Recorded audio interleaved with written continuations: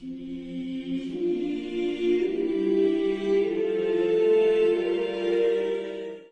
el nombre del Padre, y del Hijo, y del Espíritu Santo. Amén. Dios te salve María, llena eres de gracia, el Señor es contigo.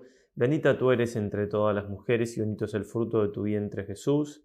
Santa María, Madre de Dios, ruega por nosotros pecadores, ahora y en la hora de nuestra muerte. Amén. San Ignacio de Loyola, ruega por nosotros. Un día más entonces, una meditación más, siempre con grande ánimo y generosidad, tratando de entregarle todo al Señor en este camino de quitar de nuestra vida las afecciones desordenadas, con la ayuda del Señor, descubrir su voluntad, en este camino de seguir a este Rey eterno, al cual le dijimos que queríamos emprender esta gran tarea, esta gran misión de ser sus súbditos, a quien servir es reinar, como bien sabemos. Seguimos meditando los misterios, contemplando los misterios de la vida del Señor. Digo meditando, contemplando, porque cada uno lo hace como más fruto les puede ir sacando al tema. Por supuesto que es un tanto preferible que se haga contemplación, pero se hacen meditaciones, es decir, si en lugar de estar en la historia, lo hacen más razonando, solamente sin tanta imaginación, lo mismo es de mucho provecho. Cada uno ve cómo saca mayor fruto. Los misterios de la vida de Cristo son trascendentales en nuestra vida. Decía San Juan Eudes, debemos continuar y completar en nosotros los estados y misterios de la vida de Cristo y suplicarle con frecuencia que los consume y complete en nosotros y en toda su iglesia. Porque los misterios de Jesús no han llegado todavía a su total perfección y plenitud. Han llegado ciertamente a su perfección y plenitud en la persona de Jesús, pero no en nosotros, que somos sus miembros, ni en su iglesia, que es su cuerpo místico. El Hijo de Dios quiere comunicar y extender en cierto modo y continuar sus misterios en nosotros y en toda su iglesia, y sea mediante las gracias que ha determinado otorgarnos, ya mediante los efectos que quiere producir en nosotros a través de estos misterios. En este sentido quiere completarlos en nosotros. Es decir, entonces meditamos, contemplamos estos misterios para completarlos en nuestra vida, para tomar parte. Recordemos, estos misterios no se meditan como en pasado, ya lo dijimos, lo repetiremos, ¿sí? Dominan toda la historia, los misterios de la vida de Cristo, se pueden vivir en presente y uno no está faltando en nada. San Ignacio, en el número 261, hace una breve introducción a todos los misterios. Es como la parte final del librito, como un apéndice al final, donde pone los misterios muy cortitos cada uno, que el que da los ejercicios tiene que ir viendo qué misterios da, qué no. Son muchos misterios de la vida del Señor. Y antes de introducir, hace como una aclaración y simplemente denoto cómo notar él que son 3 puntos los que va a tratar en todos los misterios. Vamos a tratar siempre de ir haciendo lo mismo. Dice, en cada misterio, por la mayor parte, hallarán 3 puntos para meditar y contemplar en cada uno de ellos. Antes de hablar propiamente de la historia de los Reyes Magos y de la visita al Señor y contemplar este misterio de Epifanía, es decir, de manifestación de Jesús, vamos a decir algo de la prehistoria, no de los Reyes Magos solamente, sino de la prehistoria de Jesús. Monseñor Fulton Sheen, en un libro muy hermoso, muy recomendable por cierto, que se llama La vida de Cristo, donde él con mucha erudición, con mucho conocimiento espiritual y además relacionando todos los misterios con la cruz de Jesús, nos va llevando de la mano para conocer este gran misterio en su totalidad que es el Señor. Bueno, y él va a decir que muchos hombres se han presentado en la historia de la humanidad con credenciales divinas, es decir, haciendo o diciendo que venían de parte de Dios, un Confucio, un Mahoma, un Lao Tse, un Jesucristo. ¿Y cuál es la gran diferencia entre el Señor y los demás? La gran diferencia, él va a decir 3 cosas, pero la primera, en la cual me voy a detener un poco más, es que el Señor es el único que tiene cartas credenciales particularísimas porque fue anunciado. El Señor fue preanunciado Y no solamente en el Antiguo Testamento, en la Sagrada Escritura, ahí de manera clarísima, sino también en pueblos paganos, dentro de los cuales se encuentra el pueblo persa, el imperio persa, si es que los magos venían de allí, ya vamos a ver eso. Pero hagamos un cuenteo rápido, como hace Monseñor Fulton Sheen en la introducción de su libro. Tácito, hablando en nombre de los antiguos romanos, dice que la gente se hallaba generalmente persuadida, basándose en las antiguas profecías, de que el oriente iba de prevalecer y que de Judea había de venir el dueño y el soberano del mundo. Suetonio también dice: hubo en todo el oriente una antigua y constante creencia de que con el apoyo de profecías indudablemente ciertas, los judíos habrían de alcanzar el sumo poder. También en China se hallaba esa expectación. En el año 24 se lee esto en los anales del Imperio Celeste. En el año 24 de Chao de la dinastía de Cheu, el día octavo de la cuarta luna, apareció una luz por el lado del sudoeste que iluminó el palacio del rey. El monarca, sorprendido por el resplandor, interrogó a los sabios. Ellos le mostraron libros en los que se indicaba que este prodigio significaba la aparición del gran santo de Occidente, en el caso de ellos es Occidente, cuya religión había de introducirse en el país de ellos. Los griegos también, por ejemplo, Esquilo en su Prometeo, 6 siglos antes de la venida del Señor, dice: no esperes que llegue un fin para esta maldición hasta que venga Dios para tomar sobre su cabeza los dolores de tus propios pecados, a modo de expiación. También podemos citar lo que decíamos ayer, la cuarta égloga de Virgilio. También Cicerón, después de referir los dichos de los oráculos y de las sibilas acerca de un rey que hemos de reconocer para poder salvarnos, preguntaba él mismo: ¿hacia qué hombre y hacia qué periodo de tiempo señalan estas predicciones? Investigando, ¿cuándo será esto? La tierra entera entonces estaba en expectación, y Suetonio citó a un autor contemporáneo para indicar que los romanos tenían tanto miedo a un rey que había de gobernar el mundo que mandaron matar a los niños nacidos aquel año. Y esta fue una orden que nadie más que Herodes puso en ejecución. También Platón y Sócrates hablan de la venida del Logos, ¿no? El Logos, esa palabra griega tan profunda que después la toma la escritura, el Logos, el verbo, ¿no? La palabra hecha carne. Bueno, y se podría seguir citando.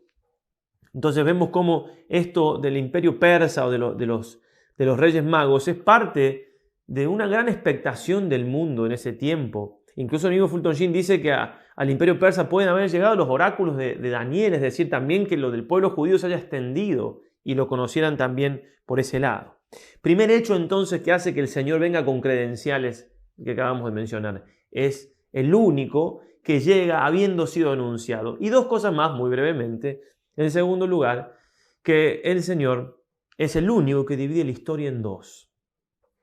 Estamos, guste o no les guste al mundo en que vivimos, niegue cuanto quiera negar al Señor en el año 2021. El que divide la historia en dos, el único, es Jesucristo. Otra credencial para el Señor. Y por último va a decir Fulton Sheen, más entroncando con todo el tema de su libro, que el Señor es el único que viene al mundo a morir. Todos vienen a vivir y a hacer tal y cual cosa. Jesús viene a morir. Su misión es dar la vida, y eso también lo pone en un escalón de particularidad con respecto a todos los que se dicen venidos de parte de Dios. Vamos entonces sí a la historia que va a traer brevemente San Ignacio en 3 puntos, pero lo vamos a tratar directamente en el cuerpo. Nosotros, luego de ponernos como siempre en presencia del Señor, luego de hacer la oración preparatoria, ¿sí? Pedir que todas nuestras intenciones, acciones y operaciones sean ordenadas puras, sola y exclusivamente al mayor servicio y alabanza del Señor. No nos cansemos de pedir eso con las palabras que ustedes quieran. Recordemos, el último día de los 30 o 31 días de ejercicios espirituales en retiro, en la última contemplación, San Ignacio sigue poniendo la oración preparatoria, es la sólita. O sea, la que se suele hacer, la misma, la de siempre. Qué importante eso de buscar en la oración a Dios Lo busco a Él, no me busco a mí. Lo busco a Él, no busco los consuelos de Dios, sino al Dios de los consuelos, decía Santa Teresita. Luego de los actos preparatorios, vamos entonces al Evangelio de Mateo, a la historia, en el capítulo 2. Nacido Jesús en Belén de Judea en tiempo del rey Herodes, unos magos que venían del oriente se presentaron en Jerusalén diciendo: ¿Dónde está el rey de los judíos que ha nacido? Pues vimos su estrella en oriente y hemos venido a adorarle. En oyéndolo, el rey Herodes se sobresaltó y con él toda Jerusalén. Convocó a todos los sumos sacerdotes y escribas del pueblo y por ellos estuvo informando del lugar donde había de nacer el Cristo. Ellos le dijeron: en Belén de Judea, porque así está escrito por medio del profeta. Y tú, Belén, tierra de Judá, no eres la menor entre los principales clanes de Judá, porque de ti saldrá un caudillo que apacentará a mi pueblo Israel. Entonces Herodes llamó aparte a los magos y por sus datos precisó el tiempo de la aparición de la estrella. Después, enviándolos a Belén, les dijo: id a indagad cuidadosamente sobre este niño, y cuando lo encontréis, comunicádmelo para ir también yo a adorarle. Ellos, después de oír al rey, se pusieron en camino, y he aquí que la estrella que habían visto en el oriente iba delante de ellos hasta que llegó y se detuvo encima del lugar donde estaba el niño. Al ver la estrella se llenaron de inmensa alegría. Entraron en la casa, vieron al niño con María, su madre, y postrándose le adoraron. Abrieron luego sus cofres y le ofrecieron dones de oro, incienso y mirra. Y avisados en sueños que no volvieran donde Herodes, se retiraron a su país por otro camino. La historia entonces que tenemos que ocupar nuestra memoria en eso para que esté atenta a lo que vamos a contemplar, a meditar y no se vaya en otras divagaciones. Conocida la historia, pero la tenemos que de algún modo hacer nueva, en el sentido de que enfrentarla y encararla y meternos en la historia como si fuera para nosotros algo totalmente novedoso, con ese entusiasmo, como un niño al cual le cuentan por primera vez la historia de los Reyes Magos. Estos Reyes Magos que, si bien son llamados así, Reyes Magos, en realidad no eran ni reyes ni magos. No eran reyes en el sentido de que no eran reyes, ¿sí? O sea, venían representando reyes, pero no eran tales. Y a los magos, magoi en griego, era un término que se utilizaba para hablar de gente muy sabia, personas muy sabias y también una casta sacerdotal, ¿no? Algunos hablan de que eran seguidores de Zaratustra o Zoroastro. Bueno, como sea, eran gente sabia, de esa sabiduría en ese tiempo que podían llegar a tener toda la sabiduría del momento, porque la ciencia todavía no se había ramificado y puntualizado tanto como ahora. Y en esa sabiduría entonces estudiaban las estrellas, y en ese estudio de las estrellas aparece una nueva, que vamos a hablar un poquito de eso después, y los lleva a ellos a seguirla. Pero entonces tratemos de hacer un poco la composición del lugar. Estamos entonces bajando a un lugar de oriente, para Tierra Santa. Entonces hacia el oriente no es este el lugar exacto, estamos buscando un lugar, tampoco es esta la ciudad, sino que es el Imperio Persa, como dice el padre Ricciotti en su libro clásico de Jesús de Nazaret. Tampoco había un aeropuerto en ese entonces. Entonces del Imperio Persa salen estos tres Reyes Magos camino mirando esa estrella, ¿no? Nueva, totalmente nueva, que según las profecías que conocían y demás, hablaban de un Salvador, de un Dios que venía a la tierra. Van primero, como bien sabemos, a Jerusalén y la estrella no la ven por un tiempito, entonces consultan en Jerusalén, consultan a Herodes consulta a los sumos sacerdotes, como hemos escuchado. Entonces Herodes allí les dice que vayan a adorarle. Interesante que nadie va con ellos, a nadie le importa mucho, aunque conocían las profecías también. Entonces van a Belén, cerquita de Jerusalén, y llegan donde se encuentra el niño luego de que aparezca la estrella de nuevo y les indique el lugar exactamente donde estaban María, José y el niño. Y lo adoran al Señor, le entregándole oro, incienso y mirra. ¿Sí? Oro como a rey, incienso como a Dios y mirra como hombre.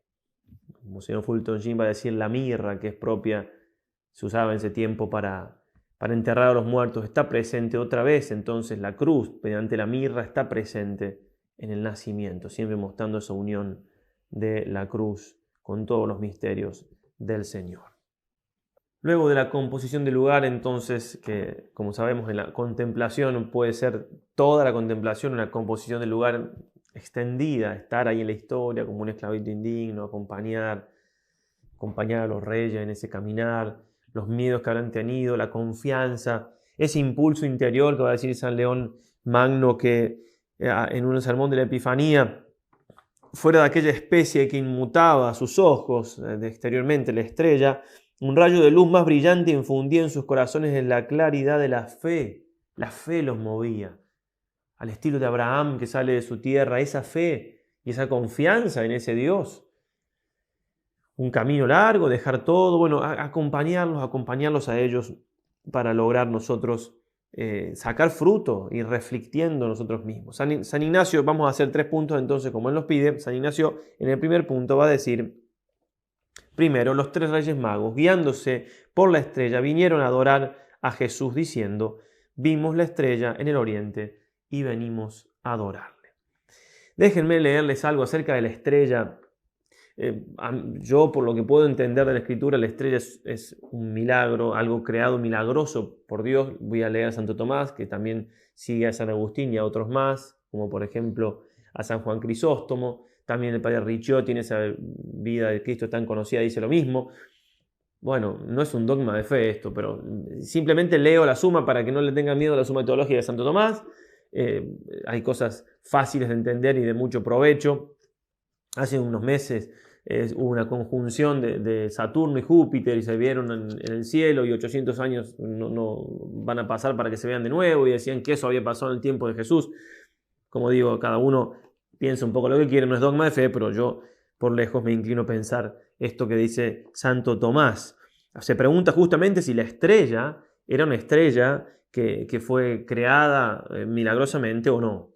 Y responde, dice San Agustín en su obra Contra Fausto, no era una de las estrellas que desde el principio de la creación guardan el orden de sus caminos bajo la ley del Creador, sino que para indicar el nuevo parto de la Virgen, una nueva estrella apareció. Y responde Santo Tomás entonces. Dice San Juan Crisóstomo que la estrella aparecida a los magos no fue una de las estrellas del cielo. Y es esto evidente por muchas razones. Primero, porque ninguna otra estrella sigue esa dirección moviéndose del septentrión al mediodía, o sea, de norte a sur. La Judea se halla al sur de la Persia, de donde los magos habían venido. Segundo, por el tiempo de su aparición, pues no apareció solo de noche, sino en pleno día, lo que no sucede con ninguna estrella ni aún con la luna. Tercero, porque a veces se dejaba ver, a veces se ocultaba. Pues cuando entraron en Jerusalén se ocultó para mostrarse luego que se alejaron de Herodes. Cuarto, porque no tenía movimiento continuo, antes bien caminaba cuando convenía que caminasen los magos y se detenía cuando ellos debían detenerse, como la columna de nube en el desierto. Quinto, porque mostró el sitio del parto de la Virgen, no quedándose arriba, sino bajando abajo. Así dice San Mateo, la estrella que habían visto en Oriente los precedía hasta llegar al sitio en que estaba el niño. De donde resulta claro, dice el santo, que las palabras de los magos vimos su estrella en Oriente no significan que hallándose ellos en Oriente apareció la estrella en Judea, sino que la vieron en Oriente y que los precedía hasta llegar a Judea, aunque esto último sea para algunos dudoso. Ni podría señalar con precisión la casa si no estuviera próxima a la tierra. Y como dice el mismo San Crisóstomo, este modo de obrar no parece propio de una estrella, sino de una potencia racional. En suma, que esta estrella parece un poder invisible transformado en la apariencia de estrella. Por esto dicen algunos que, como el Espíritu Santo descendió en figura de paloma sobre el Señor bautizado, así apareció los magos en figura de estrella. Otros dicen que el mismo ángel que a los pastores se mostró en figura humana, se mostró a los magos en figura de estrella. Más probable, sin embargo, parece que fuera una estrella creada de nuevo, no en el cielo, sino en la región del aire vecina a la tierra, y que se movía según la voluntad de Dios. Por lo cual, dice San León Papa, en un sermón de la Epifanía, apareció a los 3 magos en la región de Oriente una estrella de nueva claridad, más brillante y hermosa que las demás astros, la cual atraía los ojos y los corazones de los que la miraban, para que al punto advirtiesen que no carecía de significación lo que tan insólito parecía. ¿Por qué me extiendo un poco en esto si no es algo tan trascendente en lo que venimos tratando? Simplemente porque sí me parece importante y trascendente que tengamos cuidado con todas aquellas cosas que tratan de quitarle lo milagroso a la Escritura. Repito, estamos en el ámbito opinable si se quiere, no estoy diciendo que este sea el caso, pero sí me refiero a muchos otros casos donde la Escritura queda como un libro donde no pueden haber milagros. No cabe lugar para el milagro. Y si no cabe lugar para el milagro, no cabe lugar para Dios. Entonces, si escuchan a alguien, por más título que tenga, por más autoridad que tenga, decir que Jesús, por ejemplo, no hizo milagros, tengan cuidado porque obviamente eso no viene del Señor. Repito, lo de la estrella es algo que utilizo para hablar de una cosa más importante y es el hecho de que no perdamos la visión sobrenatural en nuestro encuentro con la Escritura.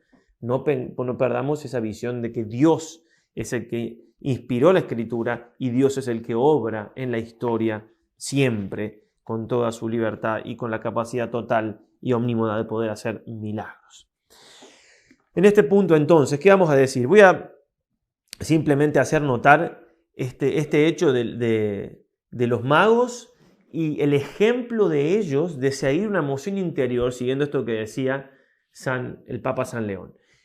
Una emoción interior que los mueve y que ellos disciernen, y en ese sentido pueden ser de mucho ejemplo para nosotros. San Juan Pablo II, en el mensaje que le escribe a los jóvenes para la Jornada Mundial de Colonia, a la cual después no pudo ir porque falleció, le decía, y la estrella iba delante de ellos, hasta que llegó y se detuvo encima del lugar donde estaba el niño, Mateo 2:9. Los Reyes Magos llegaron a Belén porque se dejaron guiar dócilmente por la estrella. Más aún, al ver la estrella se llenaron de inmensa alegría. Es importante, queridos amigos, aprender a escrutar los signos con los que Dios nos llama y nos guía. Cuando se es consciente de ser guiado por Él, el corazón experimenta una auténtica y profunda alegría, acompañada de un vivo deseo de encontrarlo y de un esfuerzo perseverante de seguirlo dócilmente. Es lo que tratamos de vivir y que estamos viviendo en nuestros ejercicios. Esa alegría de sentir que soy guiado por Dios, de poderle encontrar el camino a la voluntad del Señor. Qué hermoso. Y en este sentido, ver a los magos, contemplarlos, me puede ayudar. Porque obviamente que también implicó para ellos esfuerzo. Ellos salieron de su zona de confort, dejaron su familia, sus comodidades, sus seguridades, tenían que hacer ese viaje llevando oro, confiando en el Señor, confiando en ese movimiento interno y eso que le estaba mostrando. Son ejemplos para nosotros porque es muy probable que en estos ejercicios haya que hacer cambios grandes o chicos, pero a veces los chicos no son tan chicos porque implican una repetición de actos de todos los días. Y entonces hay que dejarnos llevar por el ejemplo de estos Reyes Magos y ver cómo por esa docilidad que tuvieron esa gran alegría después y cómo tuvieron nada más y nada menos que ese honor de tributarle de parte de los pueblos paganos donde estamos nosotros representados, que no somos judíos, al Señor esa honra y esa adoración, ¿no? El segundo punto que pueden contemplar, meditar, es el hecho de que fueron los reyes a adorar al Señor. Dice así San Ignacio, le adoraron y le ofrecieron dones, postrándose por tierra, cita el Evangelio, le adoraron y le presentaron dones, oro, incienso y mirra. El hombre es creado para alabar, hacer reverencia y servir a Dios nuestro Señor y mediante esto salvar su alma. ¿Sí? Bueno, alabar, hacer reverencia, servir, ¿a quién? Al Señor. ¿Quién es el Señor? Es Dios. Jesús también es Dios. Lo sabemos, pero confirmémoslo, asegurémoslo en nuestro corazón. Jesucristo merece nuestra adoración. No es Jesús un buen hombre, no es un buen profeta, no es alguien más. ¿Es Dios o no es nadie? Porque un hombre que se dice que es Dios, como tan claramente Él lo dijo, y dio su vida por eso, o dice la verdad o está loco o es el más mentiroso de todos. Entonces, sé que todo esto lo sabemos. Ahora, no sé si lo vivimos como deberíamos. No andemos con componendas. Jesucristo es Dios, es el único camino para salvarnos. Nadie va al Padre sino por mí, dice el Señor. Y a Él tenemos que adorar. Santo Tomás va a decir que tenemos que someternos a Dios no solamente en cuanto a su divinidad, sino en cuanto a su humanidad. Es decir, en cuanto a Dios encarnado. Es tanta la soberbia del hombre que Dios se hace hombre para mostrarnos que tenemos que ser humildes, pero tenemos que humillarnos ante ese Dios hecho hombre, ante Jesús. Cuando veáis, dice Baruch 6:5, lo dice Dios, cuando veáis detrás y delante de los gentiles la turba que los adora, o sea, detrás y delante de los dioses paganos, la turba que los adora, los gentiles, decid en vuestro corazón, Señor, a ti se ha de adorar. La ejaculatoria que Dios nos regala. Señor, a ti solo te he de adorar. Repetir eso. Jesús, a ti solo te he de adorar. Ojalá, le decía el padre Hurtado a un amigo que le escribía para invitarlo a unos ejercicios y demás, ojalá pues mi querido Hugo que te empapes de calma, de adoración. Esta última palabrita es la que más quiero recalcarte, adoración. Tratar de palpar la inmensa grandeza de Dios, algo de lo que se ve en el Antiguo Testamento y que una explicación excesivamente dulzarrona nos hace olvidar a veces. Es absolutamente necesario el intimar con Cristo, el sentido de una fraternidad con Él, pero que nada nos haga olvidar la distancia infinita que nos separa, que si Él nos llama a sus hijos no es porque tengamos derecho, sino por un gesto de su infinita bondad. Hablando con los niños en un encuentro de catequesis y de oración, el Papa Benedicto XVI, niños de comunión, diría que la adoración es reconocer que Jesús es mi Señor, que Jesús me señala el camino que debo tomar, me hace comprender que solo vivo bien si conozco el camino indicado por Él, solo si sigo el camino que Él me señala. Así pues, adorar es decir, Jesús, yo soy tuyo y te sigo en mi vida. No quisiera perder jamás esa amistad, esta comunión contigo. También podría decir que la adoración es, en esencia, un abrazo con Jesús, en el que digo, yo soy tuyo y te pido que tú también estés siempre conmigo. Otra vez San Juan Pablo II a los jóvenes en Colonia, preparando la jornada, le decía, citando aquí otra vez a los Reyes Magos, sed adoradores del único y verdadero Dios, reconociéndole el primer puesto en vuestra existencia. La idolatría es una tentación constante del hombre. Desgraciadamente, hay gente que busca la solución de los problemas en prácticas religiosas incompatibles con la fe cristiana. ¿Quién es Cristo para alguien que busca otra cosa que no es Él? Una solución fuera de Él, al margen de Él, en contra de Él. Es fuerte el impulso de creer en los falsos mitos del éxito y del poder. Es peligroso abrazar conceptos evanescentes de lo sagrado que presentan a Dios bajo la forma de energía cósmica o de otras maneras no concordes con la doctrina católica. Jóvenes, no creáis en falaces ilusiones y modas efímeras que no pocas veces dejan un trágico vacío espiritual. Rechazad las seducciones del dinero, del consumismo y de la violencia solapada que a veces ejercen los medios de comunicación. La adoración de Dios verdadero constituye un auténtico acto de resistencia contra toda forma de idolatría. Adorad a Cristo. Él es la roca sobre la que construir vuestro futuro y un mundo más justo y solidario. Jesús es el príncipe de la paz, la fuente del perdón y de la reconciliación que puede hacer hermanos a todos los miembros de la familia humana. Y también decía el Papa en la misma carta, postrándose lo adoraron. Si el niño que María estrecha en sus brazos, los Reyes Magos reconocen en él y adoran al esperado de las gentes anunciados por los profetas, nosotros podemos adorarlo hoy en la Eucaristía y reconocerlo como nuestro Dios, único Señor y Salvador. En la Eucaristía. Ahí lo tenemos a Jesús, ahí podemos hacer lo mismo que hicieron los Reyes Magos. En el tercer punto nos invita San Ignacio a considerar, a contemplar cómo los ángeles avisan en sueño a los Reyes Magos que vuelvan por otro camino, que no vuelvan a Jerusalén, y ellos así lo hacen. Son ejemplos para nosotros los Reyes Magos, ejemplo de seguir esa emoción interna de la gracia, esa luminosidad de la fe que los atrae a esa estrella, a seguir esa estrella. Cuando desaparece esa estrella, lo más sobrenatural, para nosotros sería como la consolación y no saben qué hacer, preguntan humildemente, ¿no? Como nosotros también necesitamos la guía, como habíamos dicho, la guía espiritual, la consulta, ya lo hablamos. Y después de conocer a Cristo, ya no son los mismos y entonces no pueden volver por el mismo camino de donde provenían. Nosotros también estamos buscando con estos ejercicios conocer al Señor. Yo me olvidé, le pido disculpas, de mencionar al comienzo la petición de toda esta segunda semana, conocimiento interno del Señor, que por mí se ha hecho hombre para que más le ame y le siga. Eso queremos.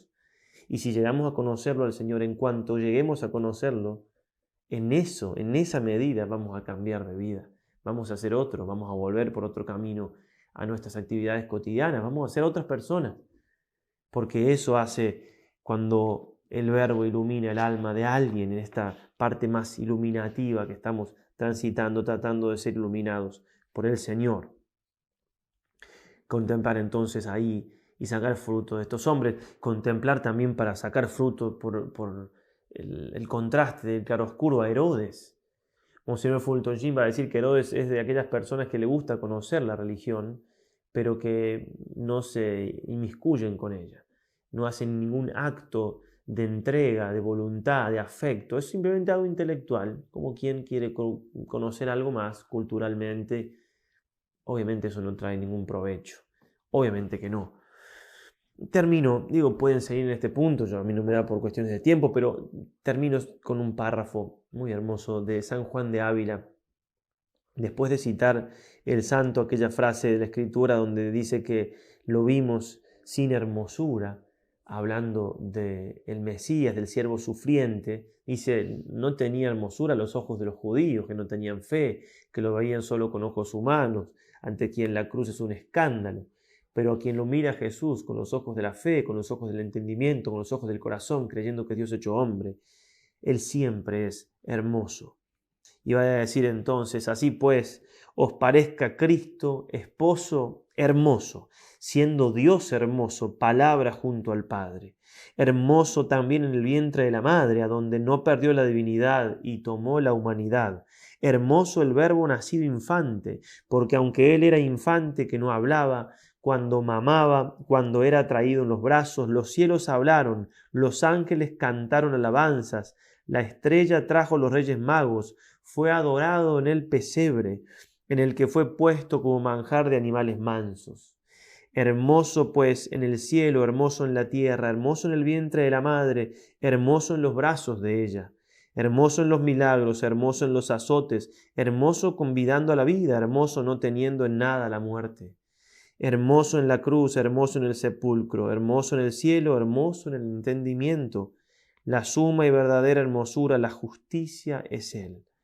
Allí no le verás hermoso donde lo hallares no justo, y pues en todas partes es justo, en todas partes es hermoso. Y en esto todo cita a San Agustín, San Juan de Ávila. Que María Santísima, la que contempló más de cerca esta hermosura de Jesús y la que es el reflejo más acabado de esta hermosura, nos ayude, nos guíe a la contemplación de su Hijo, a descubrirlo y a estar con esos Reyes Magos ahí, con ella en brazos y adorarlo, entregándole todo, entregándole nuestra disposición, nuestro grande ánimo y liberalidad, nuestro deseo de quitar las afecciones desordenadas, nuestro deseo de conocer y hacer su voluntad, nuestro deseo de ser realmente servidores fieles de este Rey eterno que nos llama a su servicio, que nos llama a su reinado. Ave María Purísima, sin pecado concebida.